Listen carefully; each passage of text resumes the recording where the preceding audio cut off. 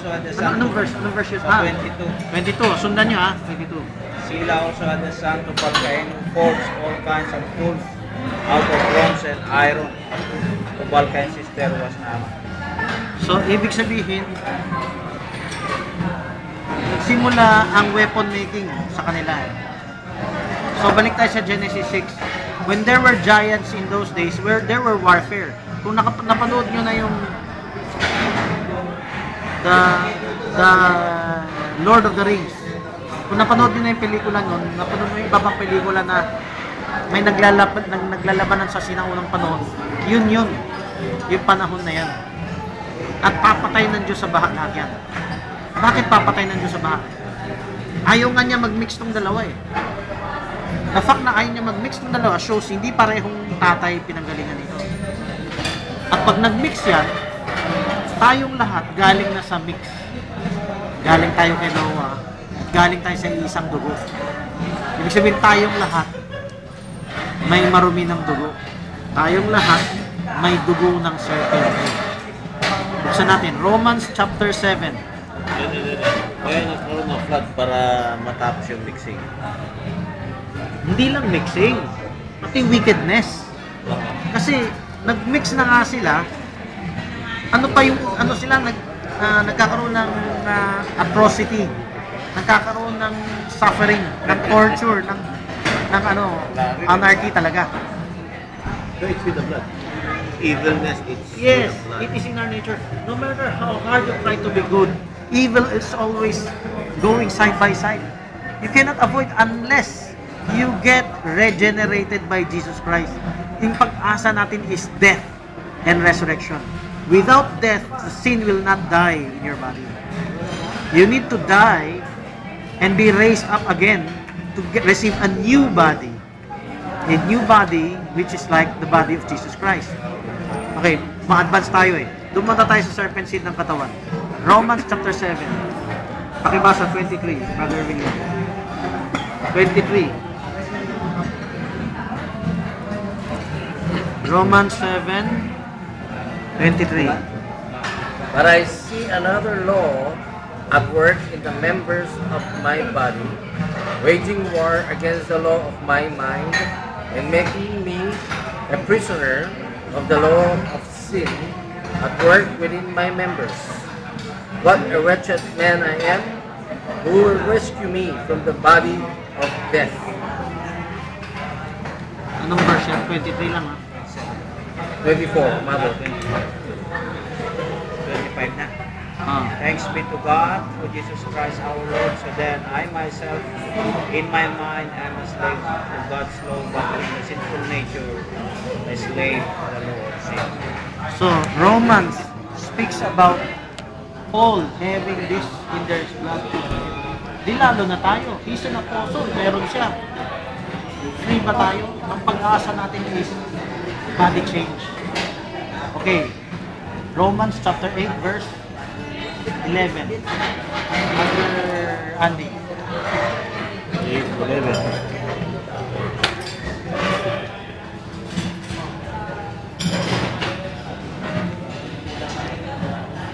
But if the spirit of him that raised up Jesus from the dead dwell in you, he that raised up Christ from the dead shall also quicken your mortal bodies by his spirit that dwelleth in you. Body change. Contrast tayo sa Romans. Ipapakita ko sa iyo, pumasok ang sin through reproduction. Hindi siya pumasok through kain ng prutas sa bibig. Through sex and reproduction. Doon pumasok ang sin. Romans 5:12. 5:12. Brother William. O Brother Ted. 5:12. Therefore, just as sin entered the world through one man, and death through sin, and in this way death came to all men, because all men sinned. Okay. Iba pala yan. O pakibasa mo. NIV din ba yan? Sige, pakibasa na. Tayo, King James. King James yun. Ano yung wording dyan? Pakibasa na ulit. Therefore, just as sin entered the world through one man, Through one man. and death through sin, and in this way death came to all men because all Okay. sin. Okay, hindi masyado maliwanag sa NIV. Sa King James maganda. Pakibasang King James. Romans 5:12. Ang salitang pass to all men. Pumasa. Therefore, as by one man sin entered into the world, and death by sin, and so that pass upon all men, for all that all have sinned. How do you pass? How do you pass your genetic material? You pass it through reproduction, through marriage, through family, through children, children's children. Then sin continues up to the end. Walang limit. You remember sa Ten Commandments, I will visit the iniquity of the fathers in the fourth and fifth. May limit yun. Pero yan, unlimited. Unlimited text. Unlimited call. Unlimited pass. Pasa load. Oh, basahin natin. Verse 13. 13. Where do we get 13? 5:13.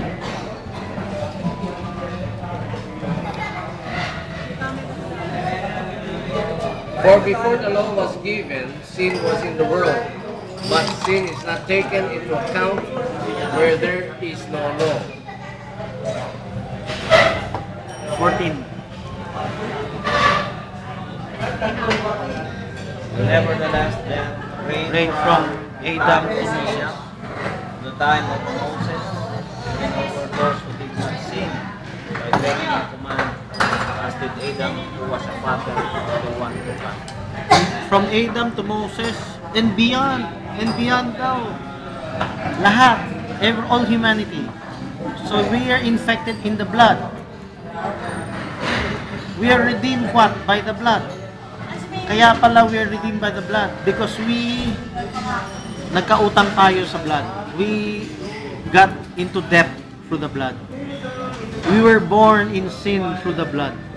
And we need the blood of another man, not coming from Adam's line, that will cleanse us. The second Adam, Jesus Christ. Yung pure blood niya is like the pure blood before the fall.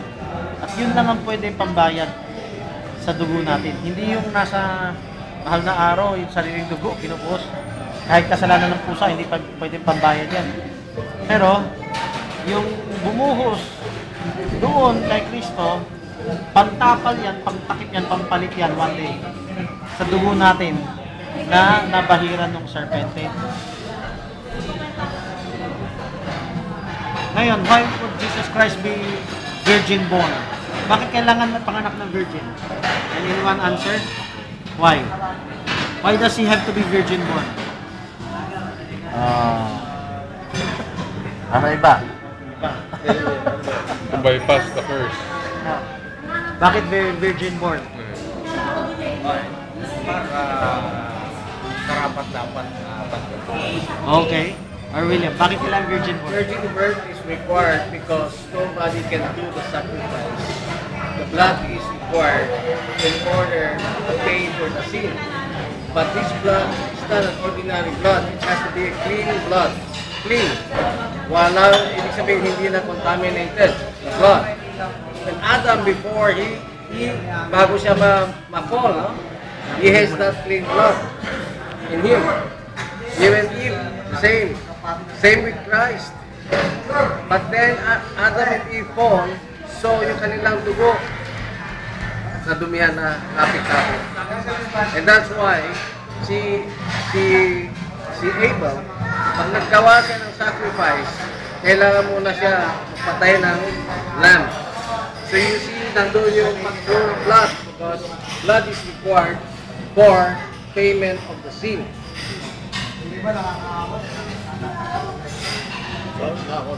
So, because God, tignan mo yung, when you look at the Old Testament, binabasa mo, pag naghahandog sila ng hayop, they go to the temple.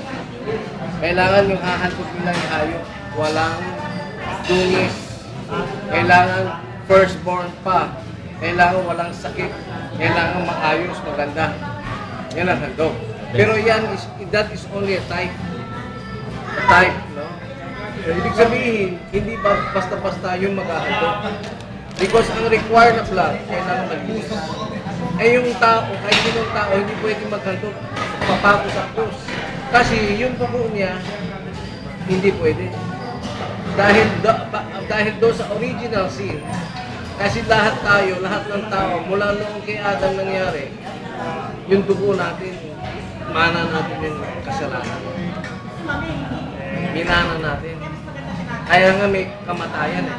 Kasi kung hindi tayo nagmana niyan, wala sanang kamatayan. Pero ang problema, nandiyan na. Kaya ang tao lahat namamatay. Dahil gusto doon dumadaan sa kamatayan. Not only yung kamatayan na physical, but also spiritual kamatayan.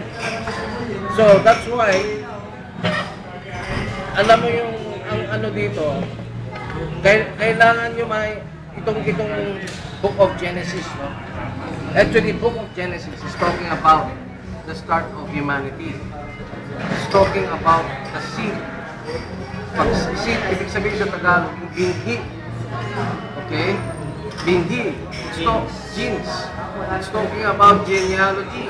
It's talking about lineage. Lineage, ito po. At ibig sabihin ng genealogy, lineage. Kung sino yung anak, yung panganay, anak niya, yan ang kanyang linya. Okay? Nakuha mo. Lineage is talking about lineage.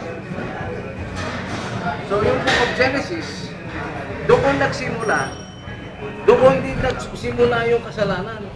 Yung original sin. What is that original sin? Okay? So, ito lahat, konektado ito.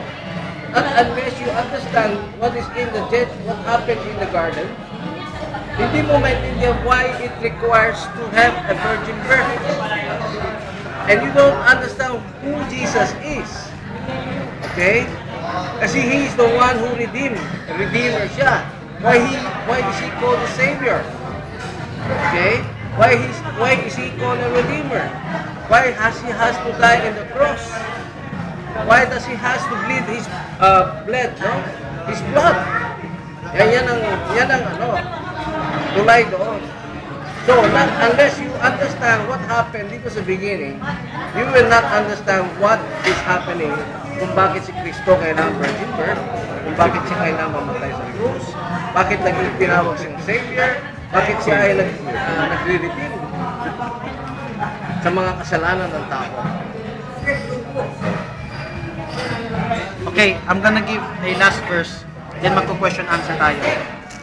I'm gonna give this verse, masyadong maliwanag na proof na even the original apostles knows about the adultery in the Garden of Eden.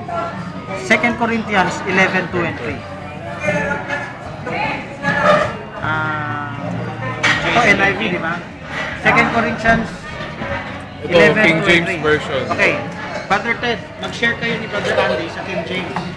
Mag-share si Brother William Deo sa NIV. Unahin natin ang NIV.